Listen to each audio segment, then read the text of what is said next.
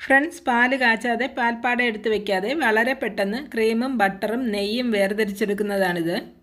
ഇത് വളരെ ഈസിയാണ്. നെയ്യ് ഉണ്ടാക്കുന്ന വിധം മറ്റൊരു വീഡിയോയിൽ ഞാൻ പറഞ്ഞിട്ടുണ്ടായിരുന്നു. എന്നാൽ ഇതിനേക്കാളൊക്കെ എളുപ്പത്തിൽ മറ്റൊരു മെത്തേഡ് കൂടെ ഉണ്ട്. അത് നമുക്ക് ഇനിയൊരു വീഡിയോയിൽ കാണാം. പാല് കാച്ചി ഫ്രിഡ്ജിൽ വെക്കേണ്ട ആവശ്യമില്ല. നമ്മൾ ചായ ഇടാൻ എടുക്കുമ്പോൾ അതിൻ്റെ മീതെ നിന്ന് ഒരു തവി വെച്ചിട്ട് വളരെ ശ്രദ്ധയോടെ ക്രീം കോരിയെടുത്താൽ മതി.